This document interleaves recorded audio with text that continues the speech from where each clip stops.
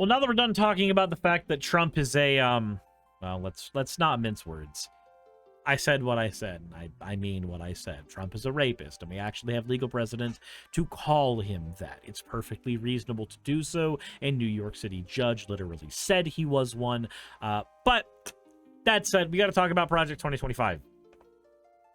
This is going to be a long, long, long series because people got mad at me at one point for not covering the entirety of a 920-page book.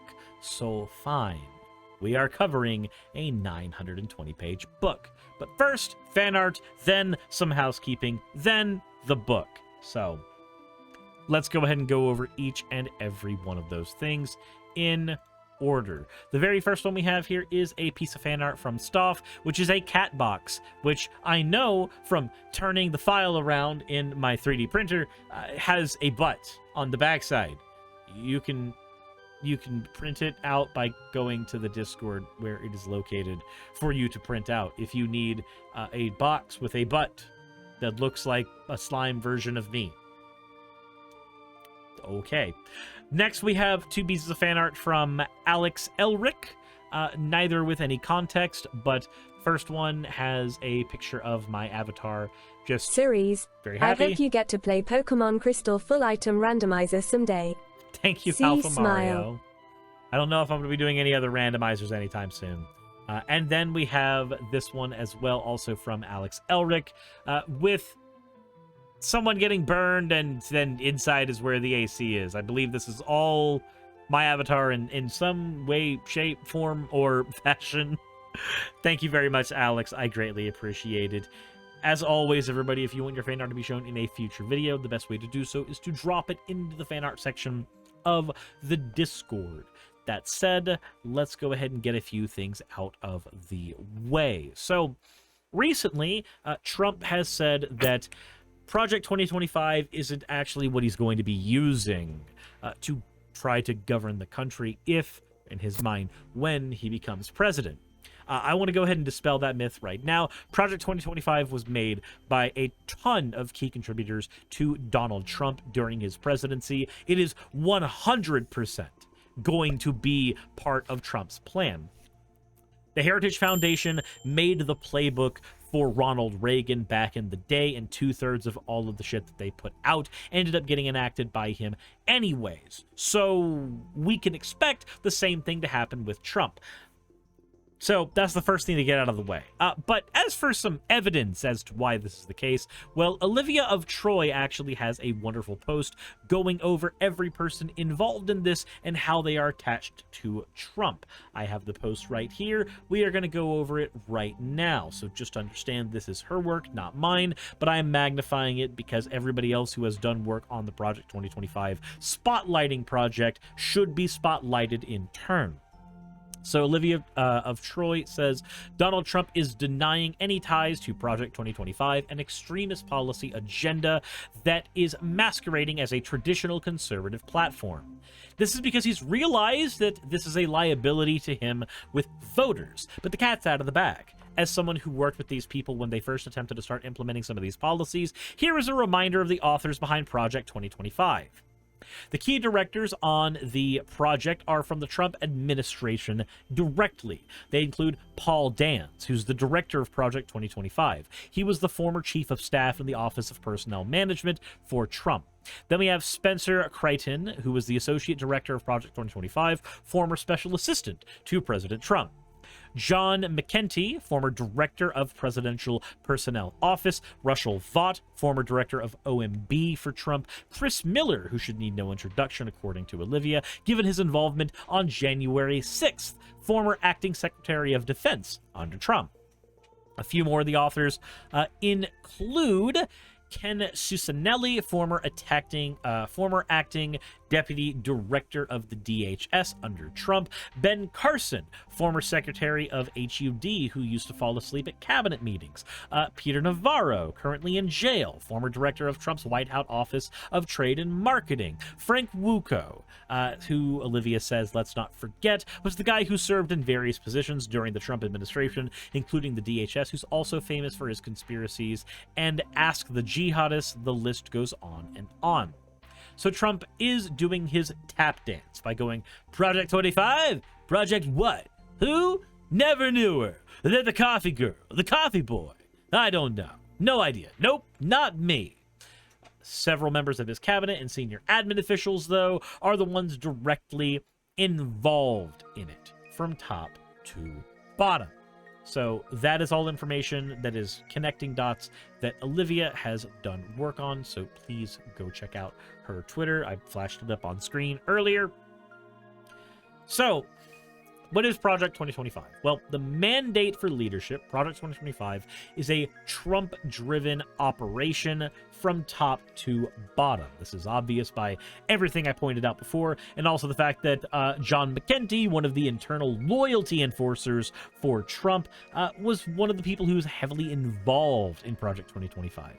Last video, we outlined how this is part of his plan to replace members of government with Trump loyalists, people who are less interested in their actual jobs and more interested in getting Trump anything that he wants. Axios actually reported that Trump intended to staff the new administration, if he gets elected, with full MAGA warriors, anti-GOP establishment zealots, and eager and willing people who are ready to test the boundaries of executive power to get his way.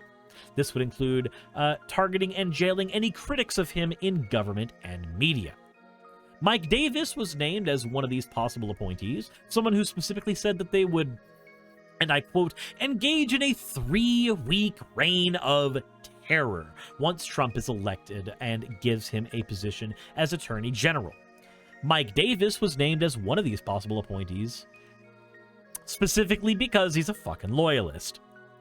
While Project 2025 cannot, by law, promote Trump, specifically, Trump's rhetoric over the course of his campaign and over the course of his time in office before reflects all the themes that are highlighted in Project 2025.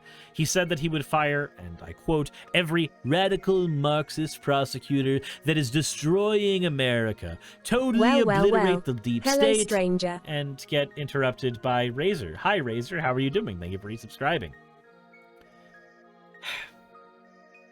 Basically, it's very hard to divorce Project 2025 from Trump. As we showed in the last video, if you look at the actual paperwork in the book, it says whomever the conservative appointee is, but we know who it was crafted for and by. Now, there's also notes about a presidential personnel database, which we talked about in the last video, where a recruit must respond to several prompts about their ideology and their favorite public policy figure who you greatly admire, and then a recruit social media account will be heavily scrutinized so that they can make sure that you are a perfect lock and center Trump loyalist who is on board before you're allowed to be a cabinet member. Tail says Trump's name appears in the document over 300 times. There you go. We'll go ahead and do a look into that here in a second, just to see how far that particular shit goes.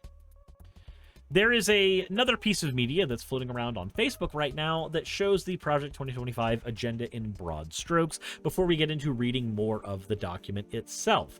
Ziggy Diggy, thank you very much for cheering 200 bits. Says, I know you're not going to likely read this, but I hope you're doing well. Thank you for the content. Have a small dog. Well, I appreciate the small dog.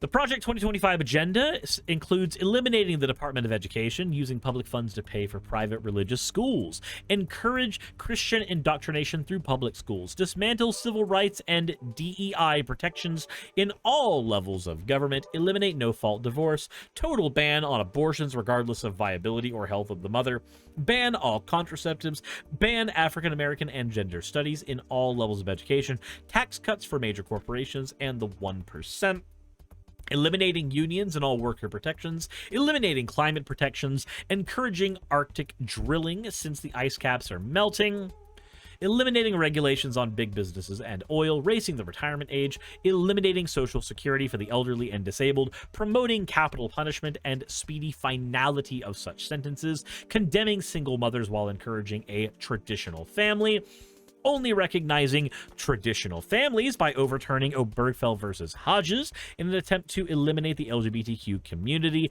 dismantling the FBI and Homeland Security, using the military to break up protests, banning any books and curriculum regarding slavery, eliminating Head Start, the free and discounted school lunch program, forcing immigrants to be deported or held in camps, and ends birthright citizenship, banning Muslims from entering the country, dismantling the FDA, EPA, and NOAA, and more, basically deregulating everything, and packing the Supreme Court with extreme far-right judges.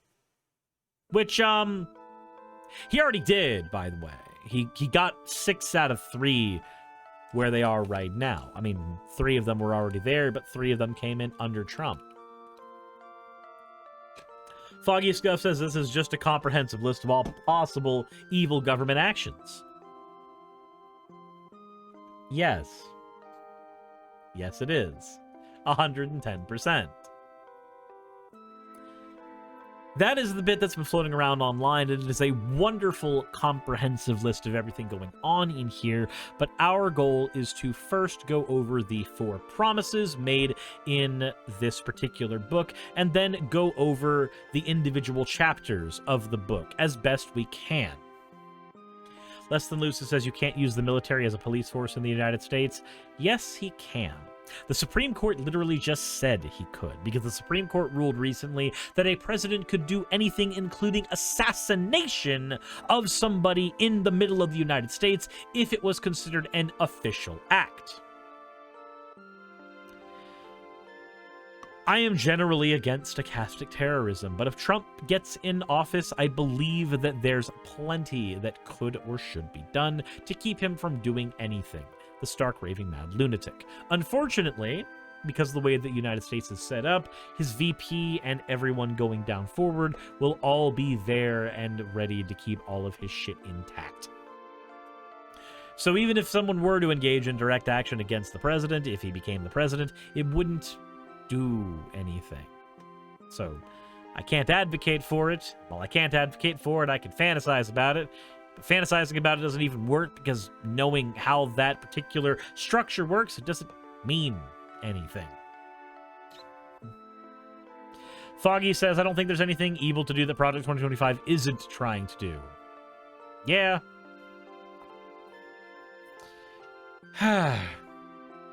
But let's go over the mandate for leadership conservative promise right now.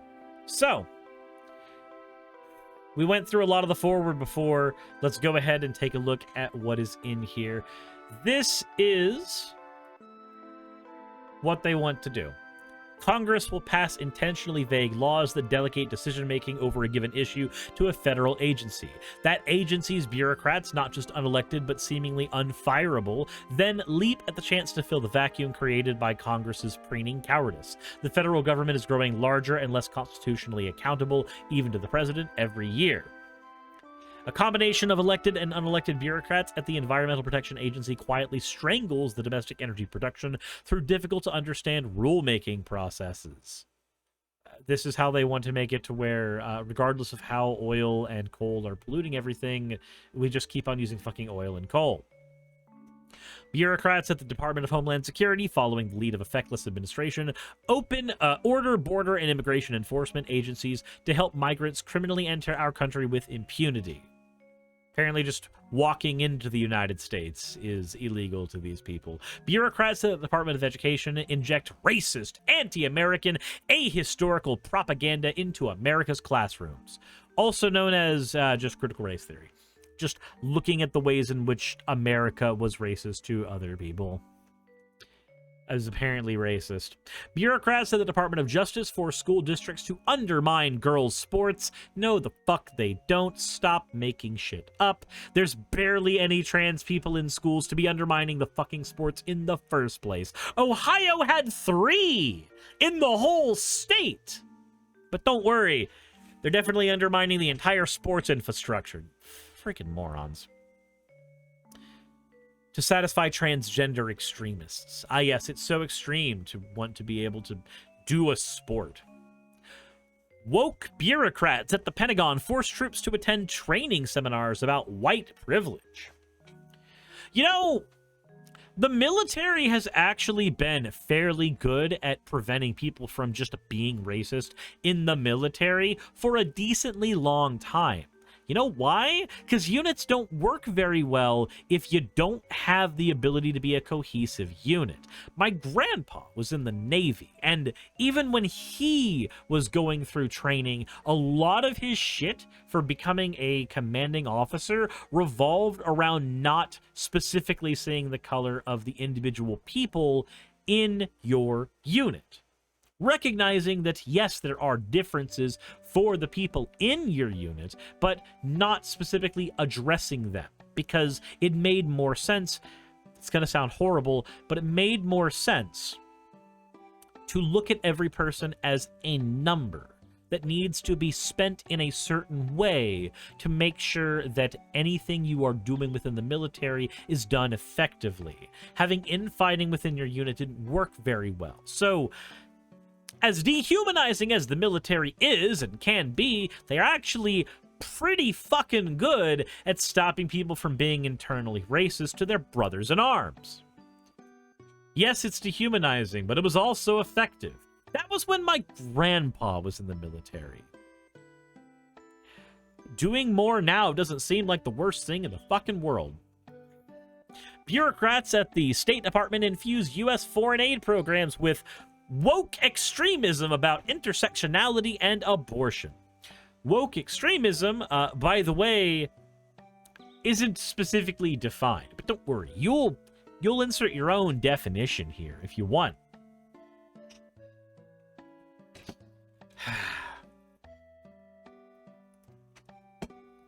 Continuing on, it says, unaccountable federal spending is the secret lifeblood of the Great Awakening.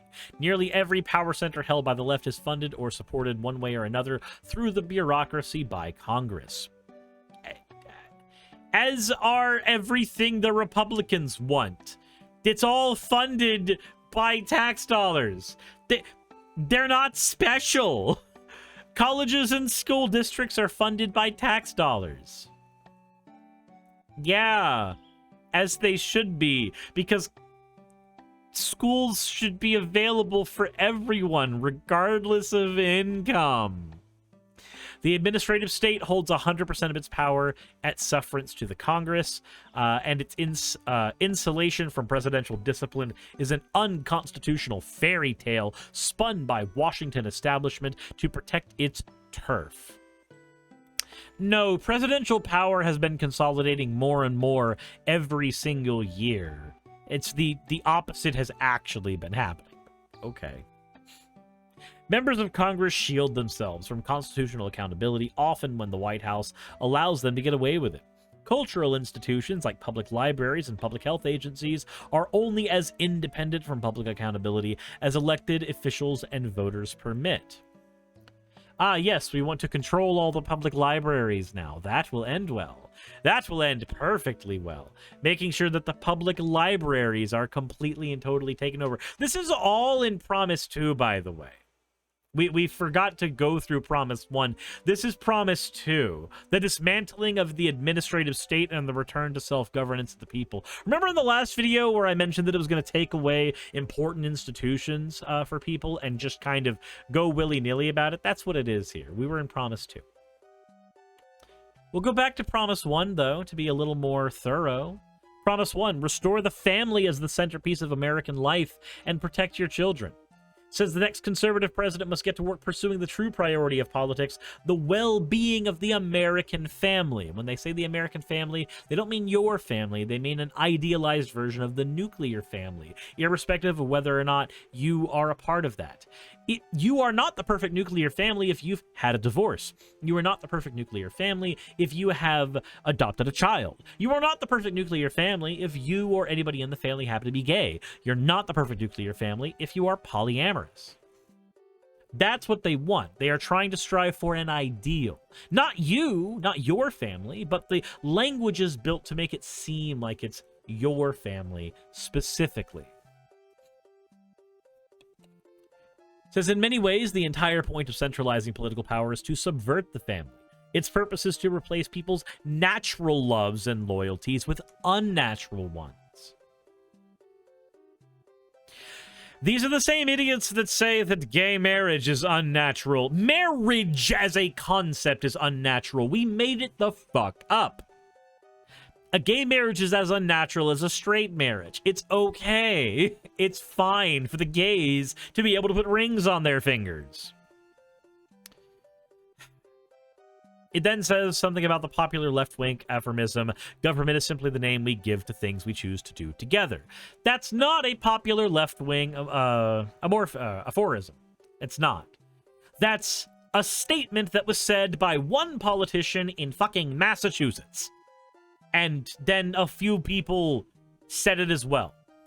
For as much as I talk about left-wing politics and do things with other people who do left-wing political things, this is the first I've heard of it, outside of knowing that it was a quote from a politician in Massachusetts.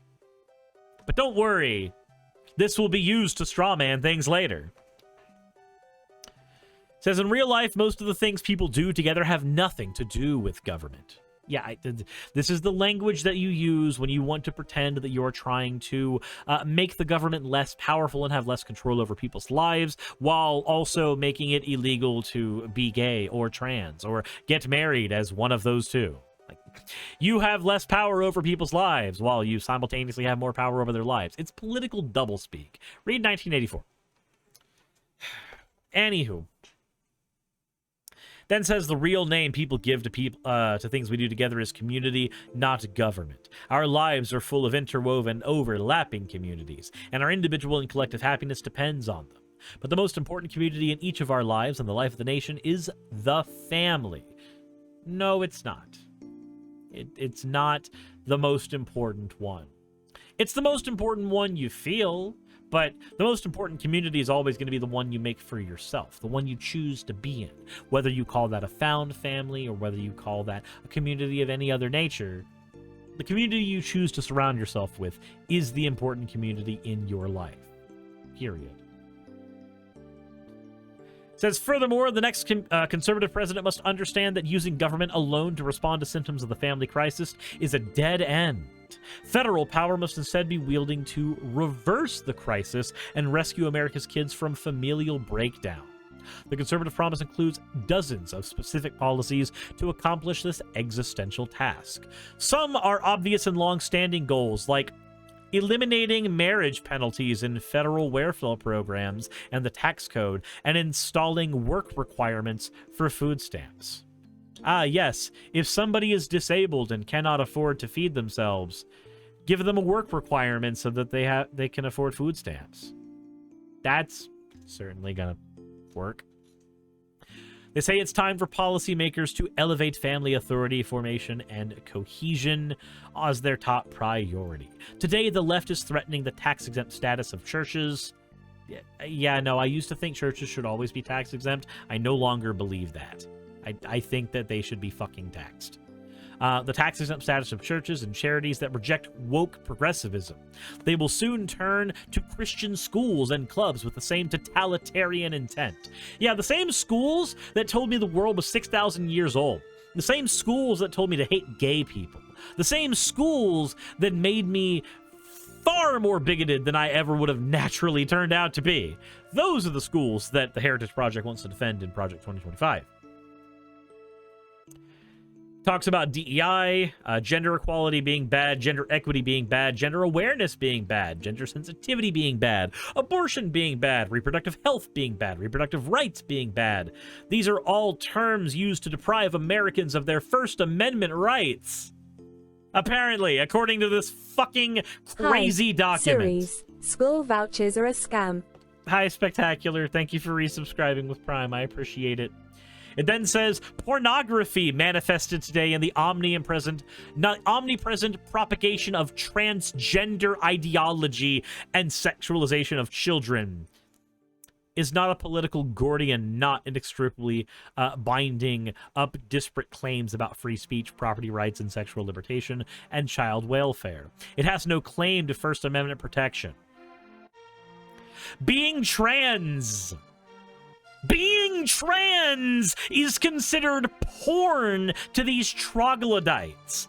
It literally says in the Project 2025 document, porn is when trans. That's what it fucking says.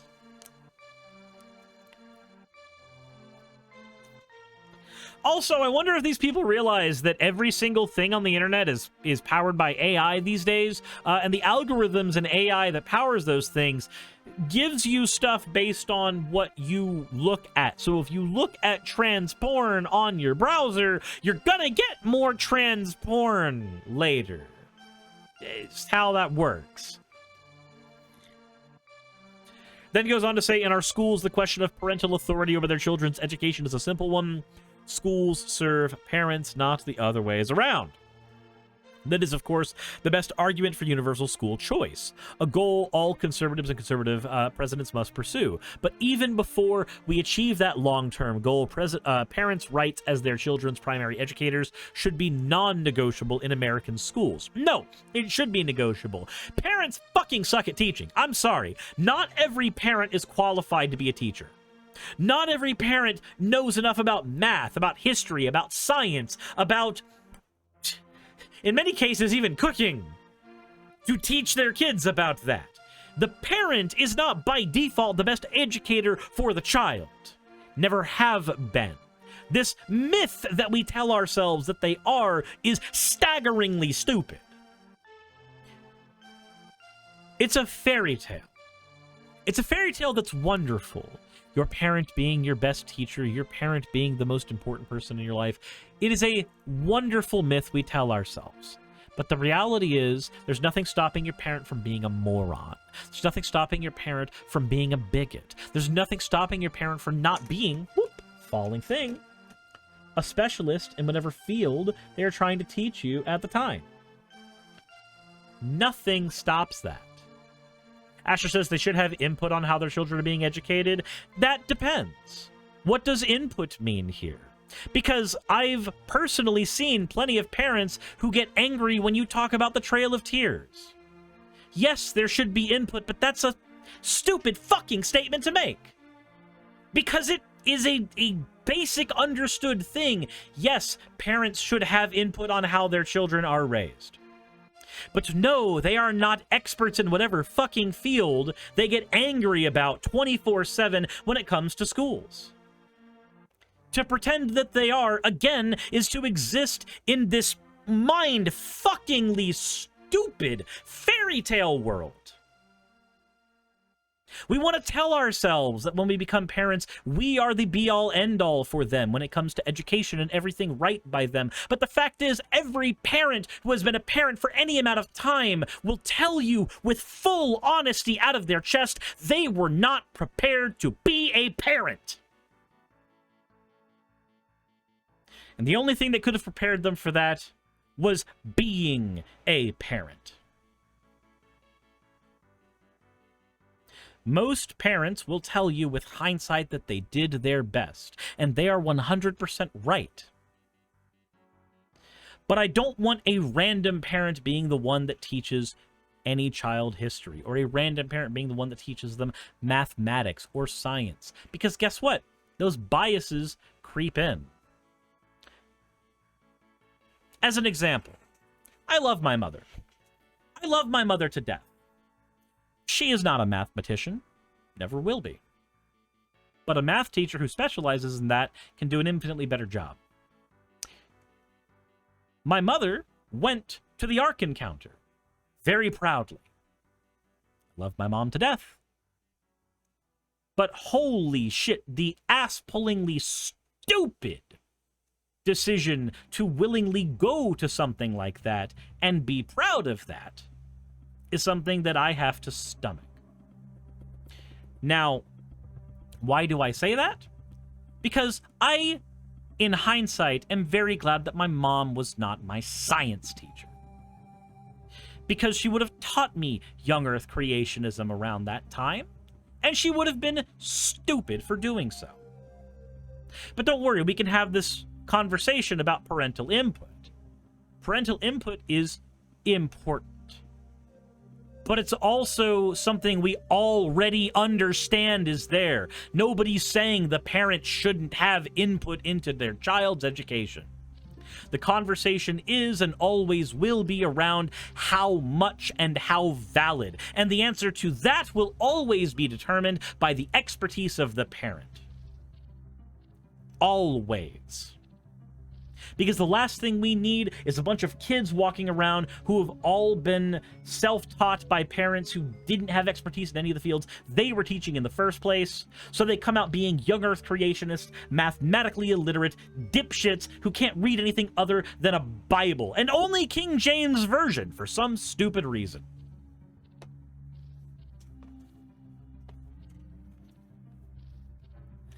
I get to hear every day, living in the American South, different kids or different parents' opinions on what has been going on in the schools. And you know what I hear often because of where I am? Something regurgitated to them by Fox News.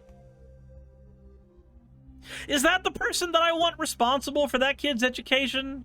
No, absolutely not. And I'm not batshit stupid enough to say it.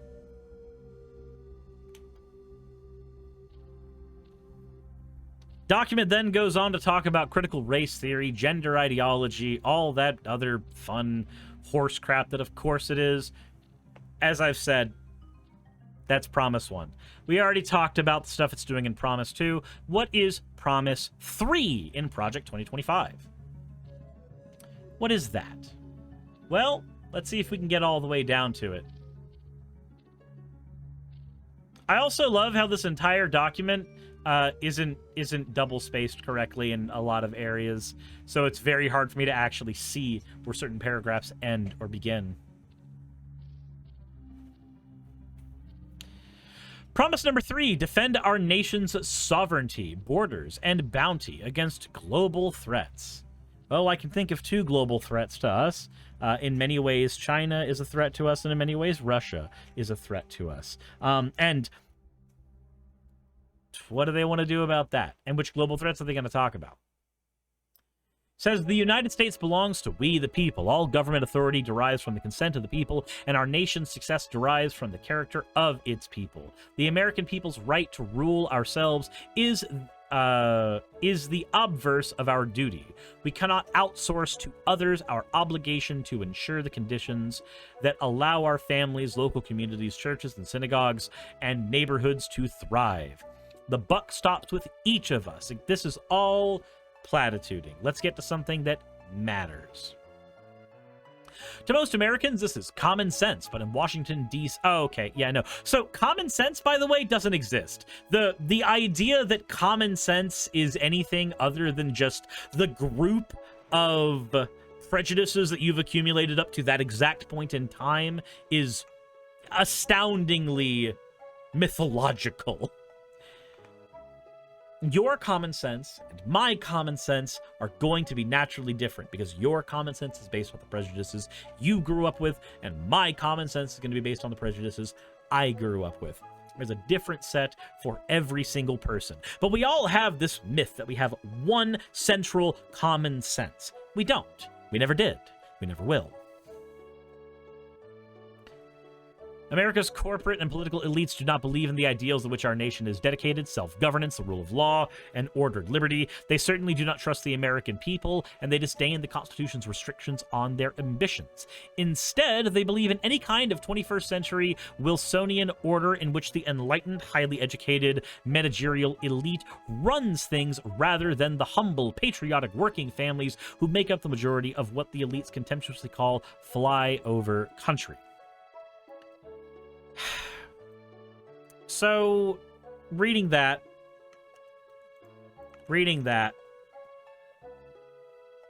Wilsonianism is a type of foreign policy advice. It's basically the type of stuff that came from Woodrow Wilson. That's where it comes from. If you look at Woodrow Wilson's 14 points, it was the stuff that he wanted to do specifically to end World War I and promote world peace. That's what they mean when they say Wilsonian. Razor says they're trying to deny where the majority of the U.S. is from. Up, thank you for redeeming your points for an This Wilsonian hubris has spread like a cancer through many of America's largest corporations, its public institutions, and its popular culture. Those who run our so-called American corporations have bent to the will of the woke agenda. Hey, look, there's go woke, go broke right there in the middle of the document. Oh, boy. The woke agenda, and care more for their foreign investors and organizations than their American workers and customers. I have a question. When we look at the United States economy, is it Democratic presidents or is it Republican presidents who are more often cited with having a better effect on the United States economy? Generally speaking, it's the Democrats who have a better effect on the United States economy, with the resounding difference of Biden. But Biden also inherited an economy directly after Russia went to war with Ukraine, so what are you going to do there? As for Wilsonianism, this is things like the spread of democracy being a good thing, conferences and bodies devoted to resolving conflict being a good thing, an emphasis on self-determination or a people's right to form their own political entities, advocacy for the spread of capitalism. That's right, they're so far away they don't even want capitalism. Kidding, it's not necessarily the case. Support for collective security, or at least partial opposition to American isolationism. That's another difference here, is that Project 2025 would like a more isolationist United States, whereas Woodrow Wilson would rather go, hey, we've got things pretty good here, maybe we should go to other places where things aren't as good and help out with them. He also supported open diplomacy. He supported freedom of navigation, freedom of the seas, believed that foreign policy of democracies are morally superior because the people under democracies are inherently peace-loving. Now, whether or not that's necessarily true, I've yet to say. But that's what this part of the document is arguing against. It says progressive policymakers and pundits in America either fail to understand this premise or intentionally reject it. They enthusiastically support supranational organizations like the United Nations and the European Union, which are run and staffed almost entirely by people who share their values and are mostly insulated from the influence of national elections. That's why they're eager for America to sign international treaties on everything from pharmaceutical patents to climate change to the rights of the child. Man, I wonder why rights of the child would be considered bad for these people. I wonder. That seems weird. That seems really weird to have a specific part in here belaboring rights of the child being something bad that the United Nations and the United States signed about. But okay. Then says why those treaties are invariably endorse policies that could never pass through the U.S. Congress, like the progressive Woodrow Wilson a century ago. The woke left today sees a world bound by global treaties they write, in which they exercise dictatorial powers, like don't fucking kill each other, over all nations without being subject to democratic accountability. Gee, I wonder if every single nation in the United Nations is a democracy, which is what Woodrow Wilson advocated for, by the way. Wilson specifically wanted every nation on Earth to be a democracy. So if every leader in the UN were subject to approval from a democracy that they were a part of, this undermines everything that this part of the document is talking about. But I guess we just ignore everything Woodrow Wilson actually stood for in order to get to where they are here. It then says, cheap grace aptly describes the left's love affair with environmental extremism. Those who suffer more from policies environmentalism would have us enact are the aged, poor, and vulnerable. It is not a political cause, but a pseudo-religion meant to baptize liberals' ruthless pursuit of absolute power in the holy water of environmental virtue. Aren't these the same ones that got mad at Greta Thunberg for flying on a jet? What? Kevin Compile says, are we pro or anti-capitalist in here? I am a socialist. Now, whether the fuck you know what that means is on you.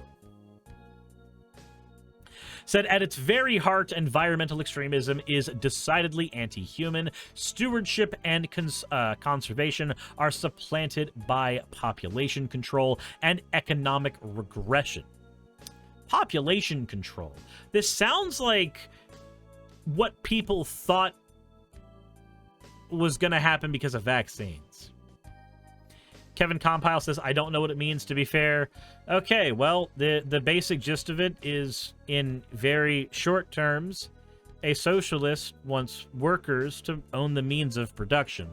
This means fewer CEOs running companies and more people within those companies being democratically elected into positions of management or leadership. That's what that means. Less capital floating around, allowing people to create monopolies, and more competition via internal guilds. That's what socialism is. There's a billion ways that people have tried to define it outside of that, but functionally, yes, it is just democracy in the workplace. It's accepting that democracy works so well out here, why not bring it in here? That's it. If you've ever worked a retail job where you felt like you had more to say and more input over something than your boss, and you never got that chance, there you go. Kevin Compile says, I get confused by democratic socialists versus socialist democrats. Yeah, I can understand the confusion. I think it's much easier and much more simple to just go, hey, whatever label you want to use, here's the thing I care about. I am a socialist, and this is what socialism means to me, and this is also what socialism is considered in academic circles, but that's apparently besides the point. Then says here that the same goals are the heart of the elite support for economic globalization. For 30 years, America's political, economic, and cultural leaders have embraced and enriched communist China and its genocidal Communist Party while hollowing out America's industrial base. Yes, that in fact is happening. There's a burp. But to add a little bit of context to that, that's just a capitalism thing. If you don't want industry being sold out to the highest bidder, your problem isn't between liberals and conservatives. Your problem is between capitalists and guilds and unions. It's the unions and the guilds that will advocate for keeping those jobs at home, and it's the capitalists that will advocate for selling them out to the lowest bottom dollar. Ultimately, whichever camp you're in, the problem here is not how liberal someone is or how conservative someone is, if they're a Republican or if they're a Democrat. The problem here is whether or not that industry was regulated enough to keep it in the United States to stop a money-grubbing billionaire from trying to get every single penny possibly available to them by outsourcing the jobs to a country that isn't ours. This is one of those areas where you want to go, hey, maybe we have a common enemy, before you hear all the other crazy shit that they want to do in Project 2025. Says, even before the rise of big tech, Wall Street ignored China's serial theft of American intellectual property. It outright cheered the elimination of American manufacturing jobs, saying learn to code. These were just the price of progress. So here's the thing, though. The learn to code stuff wasn't because of the elimination of manufacturing jobs because the jobs were going to China. Learning to code was the adage given to people when they were losing menial jobs like pressing a button over and over again in a factory that then went to a robot. The answer to this is pretty simple. It's a universal basic income. The answer to people having their jobs eliminated left and right by the progress of technology is not to halt the progress of technology. It is to recognize that that progress is going to continue no matter what, and as technology makes it to where we don't have to do as many jobs, and as the population swells, we then create a featherfall for people so that they can function and live while they go and pursue their interests and hobbies and things that are important to them. You get better workers when they've actively sought out a job that they specifically wanted. Razorstorm has it right in the chat. The only constant we have in America is change. Trying to fight against that change doesn't do anything. It's like with AI. We can fight against AI a billion different ways, but the fact of the matter is, capitalist billionaires are the ones who have control over whether or not AI gets implemented into your favorite things, your favorite search engines, your favorite email, your favorite phone, your favorite app, your favorite everything will eventually have AI poisoning it in one way, shape, or form because it is cheaper than using labor, even if it is not as effective as human labor. For now. Fighting against that doesn't do as much as trying to figure out, well, where's the actual source of that problem? The actual source of the problem with AI is that it eliminates jobs for human beings because the AI is effectively free. I mean, there's other problems with it, like how terrible it is and how much shit it burns off the power grid that's completely unnecessary, but that's besides the point. The point is, like with all technologies, it is unfortunately inevitable. Some version of it will be something you have to contend with in life, no matter what you do. So what's the root of that problem? The problem is that it's eliminating jobs. Ultimately, the problem is that it's eliminating jobs for people. So how do you solve that problem? Well, what is the purpose of a job? It's not to give you purpose. The conservative work ethic, the Protestant work ethic, whatever you want to call it, is again another myth. A myth kept to keep you working, irrespective of whether or not it's good for you or your family or anything. The goal, as always, is to keep you slaving away at whatever menial task is there for the lowest possible bottom dollar. How do we solve that problem? Well, we make it to where the lowest possible bottom dollar is the default everybody gets, as opposed to the thing you have to scrape for. This means if somebody wants to, say, work as an artist, they have universal basic income that is keeping them afloat, and then when they want more things, they open commissions, as opposed to commissions being the difference between them being able to eat at all or pay rent at all. It's kind of terrible when somebody who pursues a passion goes homeless for pursuing that passion when they are so talented and gifted and whatever other word you want to use. Experienced is probably the best word you can use for someone like that, who pursues an art career, who pursues a career in education, who pursues any of these things, where the job market for them is shrinking every single year, but the skills required to engage in those jobs are elevating higher and higher and higher.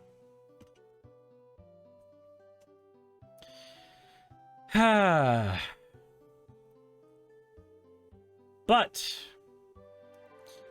let's take a look at the next promise.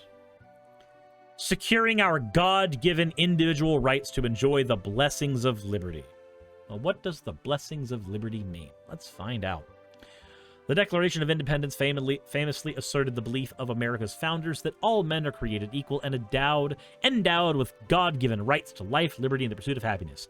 It's the last pursuit of happiness that is central to America's heroic experiment in self-government. When the founders spoke of pursuit of happiness, what they meant might be understood today in essence as pursuit of blessedness. No, it's happiness. It's happiness. They used the right word the first time. It's happiness. Pursuit of happiness was okay. Core source is only on page 13. I'm on page 46. This is page 46. It's page 13 of the document, but it's page 46 of the actual file. There's 920 pages on the file. We're 1/20th of the way done. Yay. It's trying to reword pursuit of happiness to be only doing things that God specifically would have wanted. Pursuit of blessedness. Now, what God specifically wants changes depending on who you're asking and which God, but don't worry, they've got a pretty decent idea of which God they want it to be. It's specifically the conservative Christian Southern Baptist, maybe Catholic, maybe Mormon, maybe God. It just depends on which one of them is writing the document at the time. Let's see here. It says the American public was founded on principles prioritizing and maximizing individuals' rights to live their best life or to enjoy what the framers called the blessings of liberty. It is this radical equality, liberty for all, not just the rights of the authority, that the rich and powerful have hated about democracy in America since 1776. Yeah, maybe you should do something about the rich and powerful in the United States instead of every conservative politician ever giving them tax cuts $1 billion. Maybe that would be a good idea, as opposed to what you're doing right now, which is just social policing in a giant document. It says, left to our own devices, American people rejected European monarchy and colonialism, just as we rejected slavery. We didn't reject slavery when left to our own devices? Do you know how much bloodshed had to happen so we could reject slavery? Do you know how we didn't just naturally manifest, maybe slavery bad, actually? No, we fought as a country tooth and nail over the slavery thing. This bullshit of framing it as, oh, we just naturally grew out of it. We were in our slavery phase, Mom. I was just slave maxing, Mom. Don't you understand? Hey, farkin'. Where is it? Where is that thing? Hold on. Where is that Prince of Egypt thing? I love YouTube search randomly turning into Google search. Where is it? Where is it? I will find it. I swear. Here it is. I found it. This is exactly what happened. Right there. Here's the meme. We've killed everything on the way here. He was a great leader. His hands bore the blood of thousands of children. That right there. Ever since Wayne introduced me to that, that has lived rent-free in my head, and I have not been able to get rid of it. But, no, literally, the blood of thousands was spilled so that we could actually have the slaves be free. And conservatives just look at that and go, slay. Fucking hell, there's more shitting on Woodrow Wilson, shitting on socialism, calling it all fascism, communism, wokeism. Like, wokeism is a political ideology you can actually get in. It says the promise of socialism, communism, Marxism, progressivism, fascism, whatever name it chooses. These are all separate things, by the way. Fascism is what the Nazis and Mussolini had. Progressivism is just the general idea that it's okay for people to live in the United States. Marxism is specifically what Karl Marx would have advocated for, which is not socialism, by the way. Communism is the broad strokes definition of a society that's rejected hierarchical structures and money. And socialism, like I've said earlier in the video, is anybody who wants workers to be the ones in charge of capital, as opposed to capitalists. The promise of socialism is when no iPhone. They literally do the whole, it's all the same thing. Communism, Marxism, progressivism, fascism. It's all the same thing to them in this section. It goes into shit about Venezuela here, of course. What's the old meme? Or it's like... Hold on. I'm going to pull it up here as well.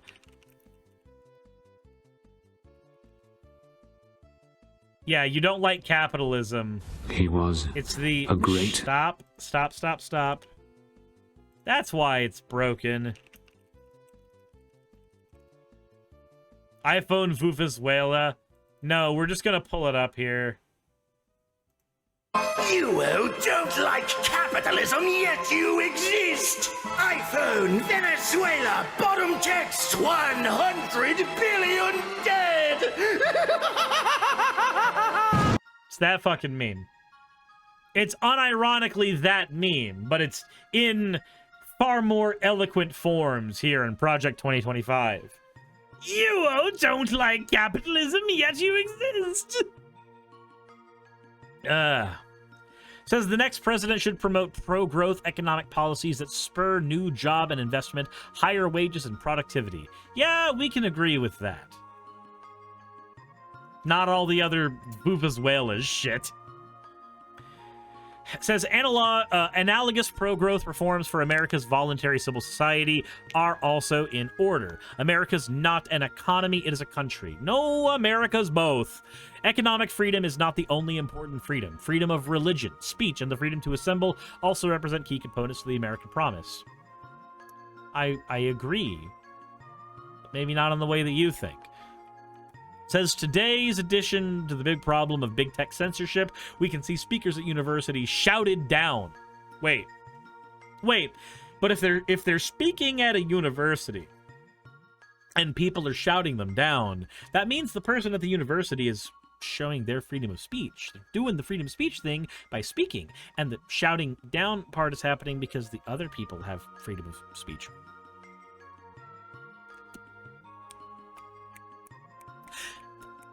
Man, the doublespeak is really strong in this document. It says, ultimately, the left does not believe that all men are created equal. Yeah, we do. They think they are special. No, we don't. Only my mom thinks I'm special. They certainly don't think all people have an inalienable right to pursue the good life. We do, though. What? They think only they themselves have such a right, along with a moral responsibility to make decisions for everyone else. I don't think I have a moral responsibility to make decisions for anybody else. I just think I'm right and they're wrong. That's not the same thing. I don't have the power to do shit past that.